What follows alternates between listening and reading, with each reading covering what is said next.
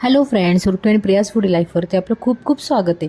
तर आज आपण लाल माठाची भाजी कशी करायची ते बघणार आहे. तर त्याचे आपण देठ घेणार आहे. तर हे देठ अगदी आपण शेवग्याच्या शेंगा जसे सोलून घेतो तसे घेणार आहेत. पण जे कवळी देठ असतात ते डायरेक्टली शिजवले तरी चालतात.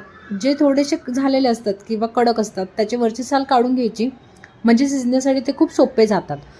तर ह्या देठाची भाजी खूप पौष्टिक असते आणि चवीलाही तितकीच चांगली असते. तर हे देठ आपल्या शरीरातल्या साखरेवरती नियंत्रण ठेवतं. त्याचबरोबर आपल्या शरीरामध्ये भरपूर असं लोह तयार करतं किंवा त्याचं प्रमाण वाढवतं. तर आता ही भाजी अगदी सोप्या पद्धतीने आपण बनवणार आहे. तर इथे मी एक कांदा बारीक चिरून घेतलेला आहे. आता ह्याचं प्रमाण आपण आपल्या आवडीनुसार कमी जास्त करायचं आहे. तर इथे लसूणसुद्धा मी ओबडधोबड असा ठेचून घेणार आहे. आपल्याला जर हवं असेल तर आपण हिरव्या मिरचीमध्येही ही भाजी बनवू शकतो.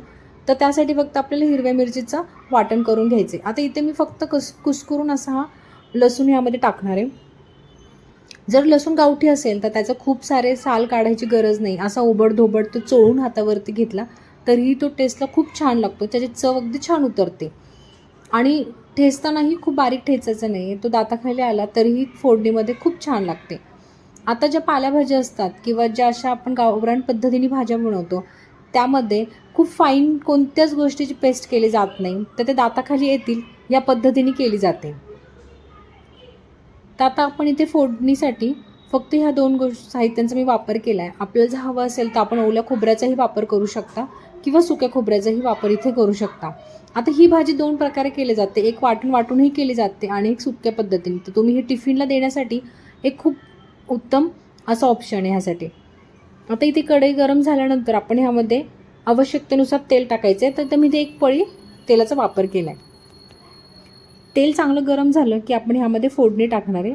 आता फोडणीसाठी मोहरी आणि जिऱ्याचा वापर केला आहे. आपण कढीपत्ताही यामध्ये टाकू शकतो.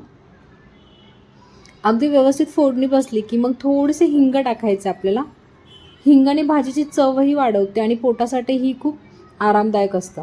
आता इथे लसूण व्यवस्थित परतून घ्यायचं आहे आणि त्यामध्ये नंतर आपल्याला कांदा टाकायचा. कांदा व्यवस्थित परतून झाला, सोनेरी रंगावरती आला की मग नंतर आपण ह्यामध्ये मसाले टाकणार आहे. आता मसाल्यांमध्ये फारसे मसाल्यांचा वापर केला नाही. अगदी घरामध्ये जे अवेलेबल असतात त्या मसाल्यांचा वापर मी केलेला आहे. तर घरची लाल मिरची असते ती आपण ह्यामध्ये टाकायचे. कांदा लसूण मसाला एक वापरायचा आहे आणि धणे आणि जिऱ्याची पूड मी ह्यामध्ये ॲड केली. आता ह्याचं प्रमाण आपल्याला कितपत तिखट देठ हवे त्या पद्धतीने करणार आहे. आता आपण ही सुकी बनवतोय त्यामुळे मसाल्यांचं प्रमाण शक्यतो कमी ठेवायचं.